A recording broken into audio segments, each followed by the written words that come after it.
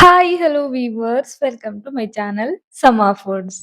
ಇವತ್ತಿನ ವಿಡಿಯೋದಲ್ಲಿ super duper ಆಗಿರೋ ಭಾಕರ್ವಾಡಿ ರೆಸಿಪಿನ ಶೇರ್ ಮಾಡ್ತಾ ಇದ್ದೀನಿ. ಈ ವಿಡಿಯೋ ನೋಡ್ಕೊಂಡು ನೀವೇನಾದ್ರೂ ಭಾಕರ್ವಾಡಿ ಮಾಡಿದ್ರೆ ಬೇಕರಿಗಿಂತಾನು ಪರ್ಫೆಕ್ಟ್ ಆಗಿ ಮಾಡ್ತೀರಾ. ಮೊದಲಿಗೆ ಒಂದ್ ಪಾತ್ರೆಗೆ 1.5 ಕಪ್ ಆಗುವಷ್ಟು ಮೈದಾ ಹಿಟ್ಟನ್ನ ಸೇರಿಸ್ತಾ ಇದ್ದೀನಿ. ಈ ತರ ಸ್ನಾಕ್ಸ್ ಐಟಮ್ಸ್ ನ ಮಾಡೋವಾಗ ಆದಷ್ಟು ಫ್ರೆಶ್ ಆಗಿರೋ ಸ್ಟಾಕ್ ಇಲ್ಲದೆ ಇರೋಂತ ಮೈದಾ ಹಿಟ್ಟನ್ನ ತಗೊಳ್ಳಿ. 1.5 ಕಪ್ ಮೈದಾ ಹಿಟ್ಟಿಗೆ 1/4 ಕಪ್ ಗಿಂತ ಕಡಿಮೆ ಅಥವಾ ಒಂದ್ 2-3 ಚಮಚ ಆಗುವಷ್ಟು ಕಡ್ಲೆ ಹಿಟ್ಟು. ಬಜ್ಜಿ ಮಾಡ್ತೀವಿ, ಬೋಂಡ ಮಾಡ್ತೀವಲ್ಲ ಅದೇ ಹಿಟ್ಟು. ನಂತರ ರುಚಿಗೆ ಒಂದ್ ಸ್ವಲ್ಪ ಉಪ್ಪು, 1 ಚಮಚ ಆಗುವಷ್ಟು ಓಂಕಾಳು ಅಥವಾ ಅಜ್ವೈನು. ಕಾಯಿಸಿರೋ ಎಣ್ಣೆನ ಒಂದ್ 2-3 ಚಮಚ ಆಗುವಷ್ಟು ತಗೊಂಡಿದೀನಿ. ಚೆನ್ನಾಗಿ ಎಣ್ಣೆನ ಕಾಯಿಸಿ ಹಾಕೋದ್ರಿಂದ ತುಂಬಾ ಚೆನ್ನಾಗಿ ಗರಿ ಗರಿಯಾಗಿ ಬರುತ್ತೆ. ಇದ್ರ ಬದಲು ತುಪ್ಪ ಬೇಕಾದ್ರೂ ಸೇರಿಸಬಹುದು. ಈಗ ಇದೆಲ್ಲಾನು ಚೆನ್ನಾಗಿ ಡ್ರೈ ಮಿಕ್ಸ್ ಮಾಡ್ಕೊಳ್ಬೇಕು. ಆ ಎಣ್ಣೆ, ಮೈದಾ ಹಿಟ್ಟು, ಕಡ್ಲೆ ಹಿಟ್ಟು, ಅಜ್ವೈನು, ಉಪ್ಪು ಎಲ್ಲ ಒಂದಕ್ಕೊಂದು ಚೆನ್ನಾಗಿ ಬೆರಿಬೇಕು. ಅಲ್ಲಿವರೆಗೂ ಇದನ್ನ ನೀಟಾಗಿ ಡ್ರೈ ಮಿಕ್ಸ್ ಮಾಡ್ಕೊಳ್ಳಿ. ಡ್ರೈ ಮಿಕ್ಸ್ ಮಾಡ್ಕೊಂಡಿದ್ದಾದ ನಂತರ ನೋಡ್ತಾ ಇರ್ಬೋದು, ಈ ತರ ಉಂಡೆ ಕಟ್ಟೋ ಹದಕ್ಕೆ ಬರ್ಬೇಕು. ಇಷ್ಟಾದ್ರೆ ಇದು ಚೆನ್ನಾಗಿ ಹದವಾಗಿದೆ ಅಂತ ಅರ್ಥ.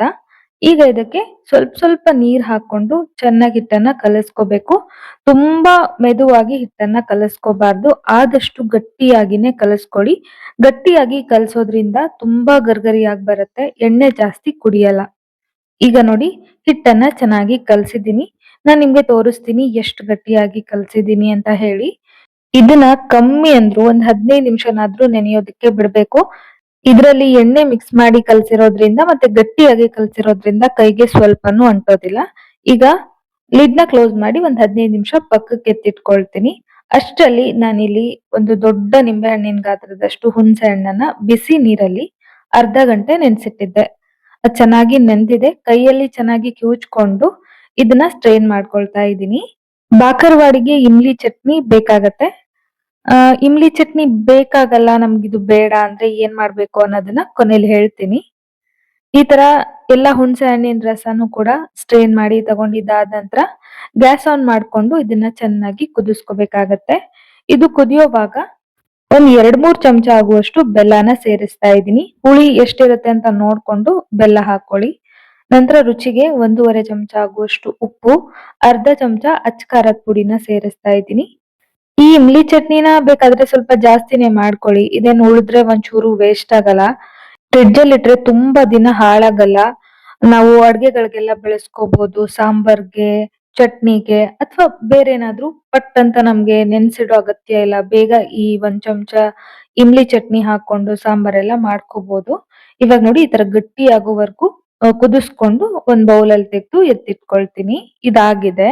ನಂತರ ಒಂದ್ ಪ್ಯಾನ್ಗೆ 2 ಚಮಚ ಆಗುವಷ್ಟು ಧನಿಯಾ, 1/4 ಚಮಚ ಆಗುವಷ್ಟು ಜೀರಿಗೆನ ಸೇರಿಸ್ತಾ ಇದ್ದೀನಿ. 1 ಚಮಚ ಸೋಂಪು ಅಥವಾ ಬಡೆ ಸೊಪ್ಪು.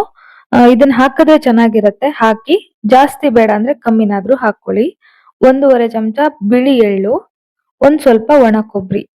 ಒಣ ಕೊಬ್ಬರಿನೂ ಅಷ್ಟೇ ಜಾಸ್ತಿ ಬೇಡ, ಒಂದ್ ಸ್ವಲ್ಪ ಹಾಕೊಳ್ಳಿ. ಈಗ ಇದನ್ನ ಕಡಿಮೆ ಉರಿನಲ್ಲಿ ಎಲ್ಲಾನು ಹದವಾಗಿ ಫ್ರೈ ಮಾಡ್ಕೋಬೇಕು. ತುಂಬಾ ಕಲರ್ ಚೇಂಜ್ ಆಗೋ ಅವಶ್ಯಕತೆ ಏನಿಲ್ಲ.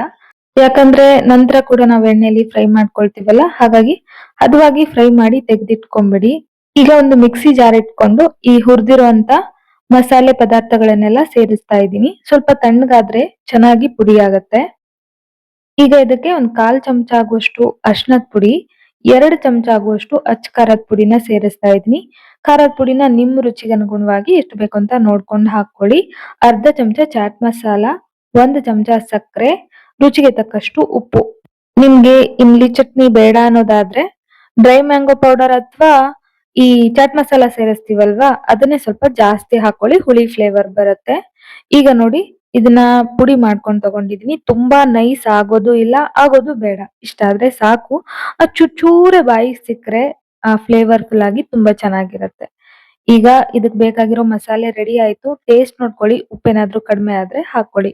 ಇದಾದ ನಂತರ ಹಿಟ್ಟನ್ನ ಕಲಸಿ ನೆನೆಯೋದಕ್ಕೆ ಬಿಟ್ಟಿದ್ವಿ ಅಲ್ವಾ, ಹಿಟ್ಟು ಕೂಡ ಚೆನ್ನಾಗಿ ನೆನೆದಿದೆ. ಒಂದ್ 15-20 ನಿಮಿಷ. ಇದನ್ನ ಮತ್ತೊಂದ್ಸಲ ಚೆನ್ನಾಗಿ ನಾದ್ಕೊಳ್ತಾ ಇದ್ದೀನಿ. ಮುಂಚೆ ಗಟ್ಟಿಯಾಗಿ ಕಲ್ಸಿದ್ವಿ ಅಲ್ವಾ, ಇದು ನೆನೆದಾದ ನಂತರ ಒಂಚೂರ್ ಸಾಫ್ಟ್ ಆಗಿರತ್ತೆ. ಈಗ ನಾನಿಲ್ಲಿ ಮೀಡಿಯಂ ಸೈಜ್ ಆಗಿ ಚಪಾತಿ ಮಾಡ್ತೀವಲ್ಲ, ಅದಕ್ಕಿಂತ ಸ್ವಲ್ಪ ದೊಡ್ಡದಾಗಿ ಹುರುಳಿನ ರೆಡಿ ಮಾಡಿ ಇಟ್ಕೊಂಡಿದೀನಿ. ಈಗ ಚಪಾತಿ ಮಣೆ ಮೇಲೆ ಸ್ವಲ್ಪ ಮೈದಾ ಹಿಟ್ಟನ್ನ ಡಸ್ಟ್ ಮಾಡ್ಕೊಂಡು ಇದನ್ನ ಓವಲ್ ಶೇಪ್ ಅಲ್ಲಿ ಲಟ್ಟಿಸ್ಕೋಬೇಕು. ರೌಂಡ್ ಆಗಿ ಲಟ್ಸೋದಕ್ಕಿಂತ ಈ ತರ ಓವಲ್ ಶೇಪ್ ಅಲ್ಲಿ ಲಟ್ಸಿದ್ರೆ ತುಂಬಾ ಈಸಿ ಆಗತ್ತೆ. ನನ್ಗೆ ಹಿಂಗೆ ರೂಢಿ ಆಗಿದೆ. ಮತ್ತೆ ಇದೊಂದ್ ಸ್ವಲ್ಪ ಓವಲ್ ತರಾನು ಇರುತ್ತೆ, ರೆಕ್ಟಾಂಗಲ್ ತರಾನು ಇರುತ್ತೆ. ಸುತ್ತ ಕಟ್ ಮಾಡೋ ಅಗತ್ಯ ಇಲ್ಲ. ರೌಂಡ್ ಆಗಿ ಲಟ್ಟಿಸ್ಕೊಂಡ್ಬಿಟ್ರೆ ಎಕ್ಸ್ಟ್ರಾ ಇರೋದನ್ನ ಕಟ್ ಮಾಡಿ ತೆಗೆದು ಮತ್ತದನ್ನ ನಾದ್ಕೊಂಡು ಮತ್ತೆ ಲಟ್ಟಿಸ್ಕೊಂಡು ಅದೆಲ್ಲ ಸುಮ್ನೆ ರಗಳೆ. ಹಾಗಾಗಿ ಈ ತರ ಓವೆಲ್ ಶೇಪ್ ಅಲ್ಲಿ ಒಂಚೂರು ಆಯತಾಕಾರ ಬರೋ ಹಾಗೆ ಲಟ್ಟಿಸ್ಕೊಂಡ್ ತಗೊಳ್ಳಿ. ತುಂಬಾ ದಪ್ಪ ಲಟ್ಸಕ್ ಹೋಗ್ಬೇಡಿ. ಒಳಗಡೆ ಇರೋದೆಲ್ಲ ಬೇಯಲ್ಲ ಮತ್ತೆ ಗರ್ಗರಿ ಆಗಲ್ಲ, ಸಾಫ್ಟ್ ಆಗೋ ಚಾನ್ಸಸ್ ಇರುತ್ತೆ. ಸೊ ಮೀಡಿಯಂ ಆಗಿ ತೆಳುವಾಗಿರೋ ತರಾನೇ ಲಟ್ಟಿಸ್ಕೊಳ್ಳಿ.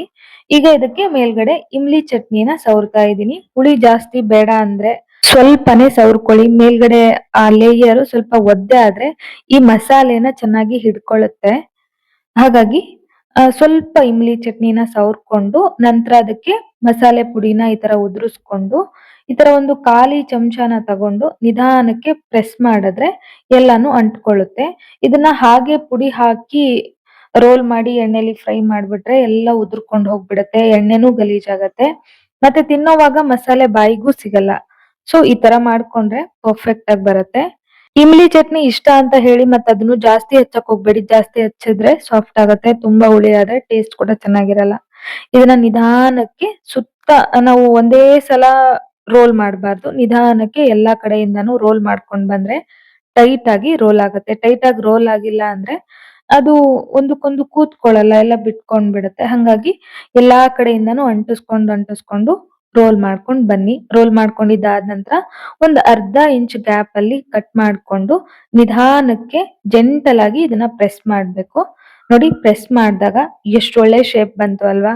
ಕೆಲವರು ತುಂಬಾ ದೊಡ್ಡ ದೊಡ್ಡದಾಗಿ ಮಾಡ್ತಾರೆ, ಅದಷ್ಟು ಚೆನ್ನಾಗಿರಲ್ಲ.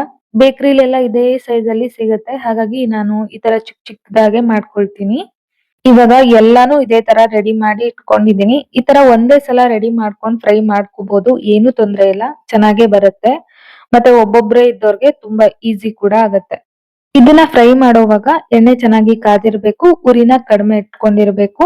ಹೈ ಫ್ಲೇಮ್ ಅಲ್ಲಿ ಒಂದೇ ಸಲಕ್ಕೆ ಫ್ರೈ ಮಾಡ್ಕೊಳಕ್ ಹೋಗ್ಬೇಡಿ. ಹೈ ಫ್ಲೇಮ್ ಅಲ್ಲಿ ಫ್ರೈ ಮಾಡಿದ್ರೆ ಮೇಲ್ಗಡೆ ಮಾತ್ರ ಕಲರ್ ಚೇಂಜ್ ಆಗೇ ಇರತ್ತೆ, ಒಳಗಡೆ ಎಲ್ಲ ಹಾಗೆ ಇರತ್ತೆ, ಮತ್ತೆ ಸಾಫ್ಟ್ ಆಗೋ ಚಾನ್ಸಸ್ ಕೂಡ ಇರುತ್ತೆ.